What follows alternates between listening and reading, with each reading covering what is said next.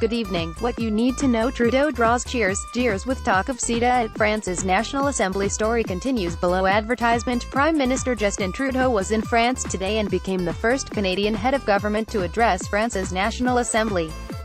Trudeau's appearance started with a warm welcome, but when his speech turned to the Comprehensive Economic Trade Agreement, the Canada-EU trade deal, he was faced with a chorus of boos.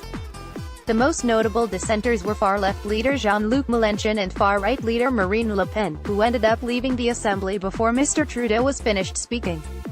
CETA was signed by Canada and the European Union, and the majority of its provisions went into effect last year, but parts of the deal still need to be ratified by each of the EU's member states. National Gallery rebuffs Quebec Museum's offer to share ownership of David painting. The National Gallery of Canada is defending its decision to pursue the purchase of St. Jerome Here's the Trumpet of the Last Judgment, a 1779 painting by Jacques-Louis David. The National Gallery values the painting at $5 million and is selling the Eiffel Tower, a 1929 Marc Chagall painting, in order to finance its purchase.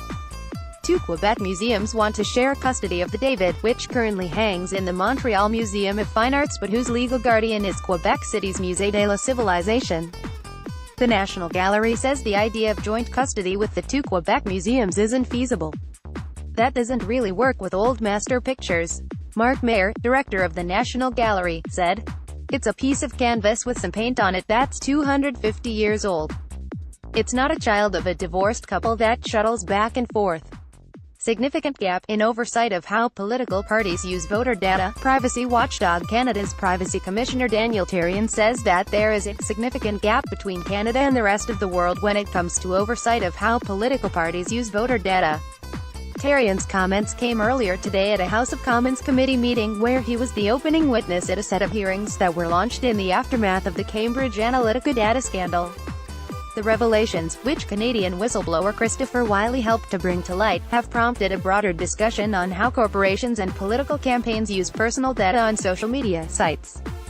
Wylie has accepted an invitation to appear before MPs and executives from Facebook, which has come under fire for allowing Cambridge Analytica to misuse the data of more than 87 million people, will appear at the committee on Thursday.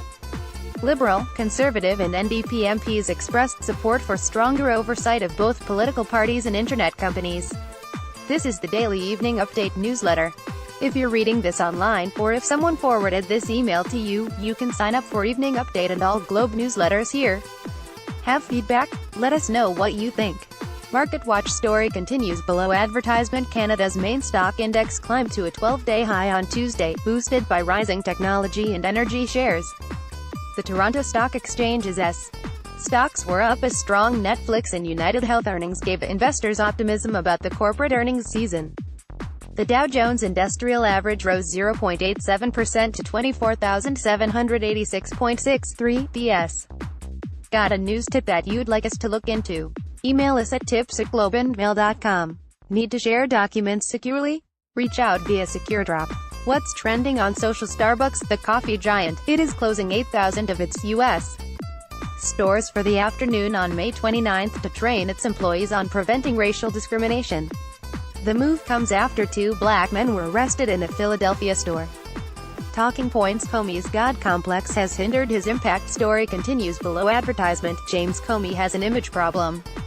He's being depicted as wearing a halo, as having a God complex. He can't get enough of the limelight. He paints Donald Trump, and who can doubt it, as a flawed narcissist. But it takes one to know one, critics say. The comely Mr. Comey is a mirror lover himself. Everything is inflated about the former FBI director. There's his towering, basketball player-ish height. And there's his extraordinary love of microphones. While most FBI directors tend to stay in the background, Mr. Comey did end runs around his then Attorney General Loretta Lynch to get before the cameras. There's his newly published book, which is full of fire and fury itself. It's called A Higher Loyalty. A fitting subtitle, a wag suggested, might well be, to my own interests. Lawrence Martin. Canadians back Ottawa on energy projects, but seek balance. The key for Mr. Trudeau, Mr. Horgan and Ms. Nutley, is to resolve the current impasse on the Trans Mountain Pipeline in a way that demonstrates governments can strike the kind of balance Canadians are looking for on energy projects. Perhaps for Canadians who are in a dour mood when it comes to the country's ability to balance local concerns with the broader public interest, the current pipeline firestorm could be an opportunity to find a pragmatic, balanced path forward where Canadians can reconcile their environmental aspirations with economic priorities. Monica Gattinger and Nick Nano's Humboldt's Logan effect bolsters Canada's dismal organ donations. Polls consistently show that close to 90% of Canadians support organ donation, but only about 20% have actually registered as organ donors. Why is there such a disconnect between intentions and action? There are many potential reasons, or perhaps excuses is the more appropriate term. We tend to be a bit squeamish about death, even thinking about it. There's a generalized, "it won't happen to me" attitude that often leads to people not bothering to register as donors. The horrific Humboldt crash shocked many out of that complacency. There are about 280,000 deaths in Canada annually. A 2014 study found that there are just over 3,000 potential donors, only about 1% of deaths. That makes it all the more important that everyone sign a donor card. We can't afford to miss any potential donors, because each one is an opportunity to save lives.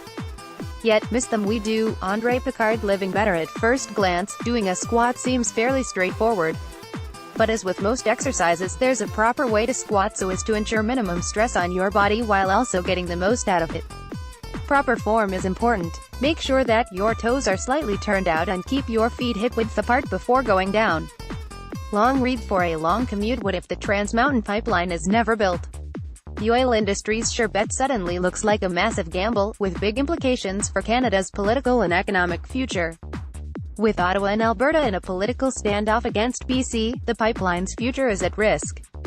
For subscribers, playoffs in the NBA, the Toronto Raptors host the Washington Wizards for Game 2 of their first-round series. The Raptors broke their long-running streak of losing in Game 1 with a 114-106 victory. Tip-off is at 7 p.m. Eden the Ice, the Winnipeg Jets are in Minnesota to take on the Wild in Game 4 of their Stanley Cup playoffs series. The Jets are up 2-1 after a 3-2 victory in Game 1 and a dominant 4-1 win in Game 2. The Wild took Game 3 in Minnesota 6-2. The puck drops at 8 p.m. Toronto FC, the reigning MLS champions, are at home to play CD Guadalajara in the first leg of their CONCACAF Champions League Finals matchup. Kickoff is at 8:15 p.m. Evening Update is written by Maya Zalam and Omer Quadri. If you'd like to receive this newsletter by email every weekday evening, go here to sign up. If you have any feedback, send us a note.